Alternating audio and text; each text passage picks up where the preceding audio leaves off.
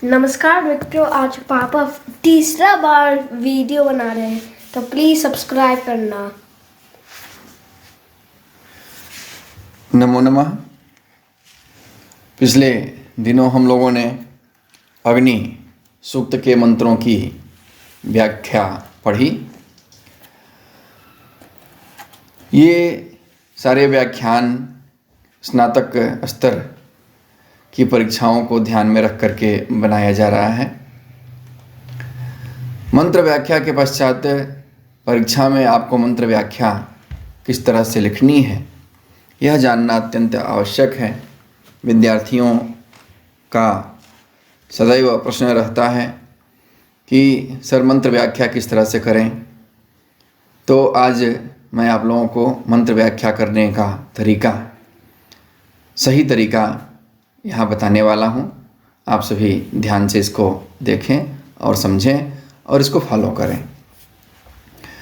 तो हमने यहाँ अग्नि सूक्त के ही एक मंत्र का उदाहरण लिया है और यह अग्नि सूक्त का अंतिम मंत्र है। हम देखेंगे कि इस मंत्र की व्याख्या हम किस तरह से करेंगे।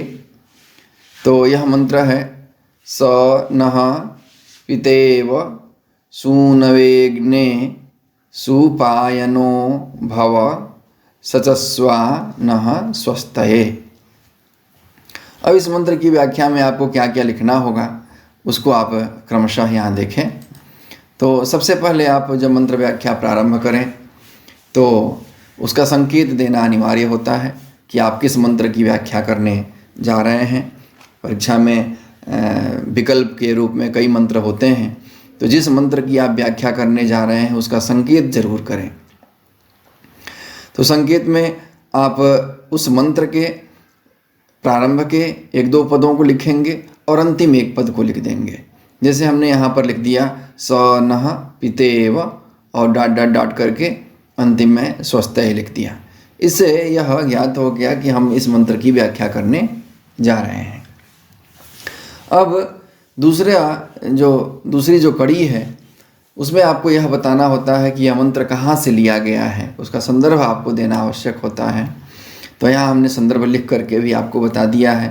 आवश्यक नहीं है कि आप यही संदर्भ लिखें, लेकिन संदर्भ में आप यह ज़रूर बताने की कोशिश करें कि यह मंत्र कहाँ से लिया गया है और इसके लेखक कौन है या इसके दृष्टा ऋषि कौन है। तो हमने यहाँ पर आपको आपके सुगमता के लिए संदर्भ भी लिख दिया है। जैसे प्रस्तुत मंत्र विश्व के प्राचीनतम ग्रंथ रत्न दशमंडलात्मक ऋग्वेद संहिता के प्रथम मंडल के प्रथम सूक्त अग्नि सूक्त से गृहीत है। इस सूक्त के दृष्टा ऋषि वैश्वामित्र मधुछंदा हैं।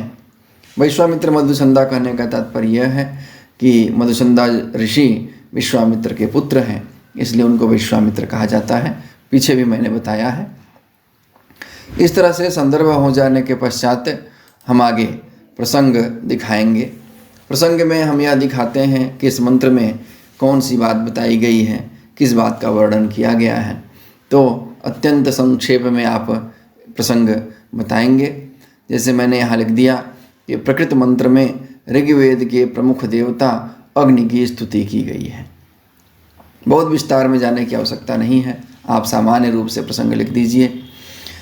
अब इसके बाद आप मंत्रार्थ लिखिए।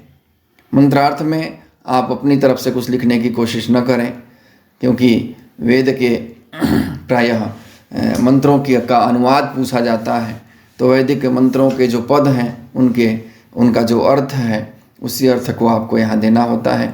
यद्यपि वैदिक मंत्रों के अर्थों की विविध रूप में व्याख्या की गई है, विभिन्न विद्वानों ने अलग अलग तरीके से मंत्रों का अर्थ प्रकाशित किया है, लेकिन प्रायशः हम जो अर्थ पढ़ते हैं वह सायण को आधार बना करके पढ़ते हैं। तो सायण के द्वारा जो मंत्रार्थ यहाँ पर बताया गया है अपने भाष्य में, उसी को आधार बना करके यहाँ हम लोग उसका अर्थ लिख देंगे। तो अब इसका अर्थ क्या हो रहा है, तो सामान्य रूप से ही आपको लिखना है, हे अग्नि देवता। आपको कोशिश यह करनी है कि सारे पदों का अर्थ यहाँ पर अवश्य ही आ जाए। तो हे अग्नि देवता, वह तुम हमारे लिए पुत्र के लिए पिता की भांति सुगम बनो, हमारे कल्याण के लिए हमारे साथ रहो। इस तरह से मंत्रार्थ यहाँ पर प्रकट हो जाता है। अगर आप और भी स्पष्टता देना चाहते हैं तो नीचे ब्रैकेट में आप उसके बारे में और स्पष्ट रूप से जो कुछ लिखना चाहें लिख सकते हैं। नहीं लिखना चाहें तो उसकी कोई आवश्यकता भी नहीं है। इसके बाद आप उस मंत्र के संदर्भ में विशेष जरूर दें।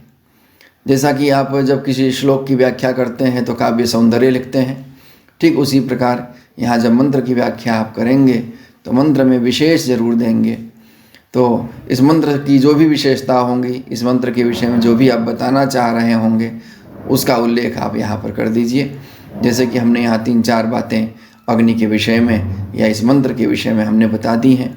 जैसे अग्नि ऋग्वेद के प्रमुख देवता हैं, संपूर्ण संहिता के 200 मंत्रों में उनकी स्तुति की गई है। प्रस्तुत मंत्र में गायत्री छंद है। इस छंद में 3 चरण होते हैं और प्रत्येक चरण में 8-8 अक्षर होते हैं। तीसरा, मंत्र दृष्टा को ऋषि कहते हैं, ऋषयो मंत्र दृष्टारः। चौथा, अग्नि शब्द की निरुक्ति आचार्य यास्क ने इस प्रकार की है, अग्रणीय भवति अग्रम यज्ञेषु प्रणीयते अंगम नयति सन्नममानः। 5वां हमने दे दिया, प्रस्तुत मंत्र में अग्नि देवता के सुगम होने और उनकी कृपा प्राप्ति हेतु स्तुति की गई है। एक और भी हमने यहाँ पर विशेषता यहाँ प्रकट कर दी है कि प्रस्तुत मंत्र में उपमा अलंकार का सुंदर निदर्शन किया गया है। और भी चीज़ें आप व्याकरणात्मक टिप्पणी भी यहाँ पर दे सकते हैं। जैसे स्वस्तय पद आया है तो आप यहाँ पर दे सकते हैं कि स्वस्ति यद्यपि अव्यय पद है परंतु वेद में उसका रूप चलता है और यह स्वस्ति पद के चतुर्थी एकवचन का रूप है। यह सूनवे पद है, सूनवे पद का भी आप रूप दे सकते हैं कि यह सूनु पद के चतुर्थी एकवचन का रूप है। यह भव है, सचस्व है। आप इन सब का भी व्याकरणात्मक निदर्शन यहाँ पर कर सकते हैं, व्याकरणात्मक परिचय दे सकते हैं। अगर आप इतनी बातें मंत्र की व्याख्या में लिख देते हैं तो आपकी मंत्र व्याख्या जो होती है वह संपूर्ण मानी जाती है और निश्चित रूप से जो भी परीक्षक आपके इस उत्तर को देखेगा वह आपके इस उत्तर से प्रभावित होगा और अधिक से अधिक अंक आप प्राप्त कर पाएंगे। तो हमें उम्मीद है कि आप इस बात को अच्छी तरह से समझे होंगे कि मंत्र की व्याख्या हम किस तरह से करेंगे। आप व्याख्या में हमेशा यह ध्यान रखिए कि परीक्षक को आप एकदम सामान्य व्यक्ति मानते हुए इस तरह से मंत्र की व्याख्या लिखें जैसे आप किसी को समझा रहे हों, किसी अबोध बालक के सामने आप व्याख्या कर रहे हों, ताकि वह उसके संपूर्ण बातों से परिचित हो जाए। तो इस तरह से आप मंत्र की व्याख्या करेंगे तो निश्चित रूप से आपको अधिक से अधिक अंक की प्राप्ति होगी। इसी के साथ मैं आप सबको धन्यवाद देता हूँ और नमस्कार करता हूँ।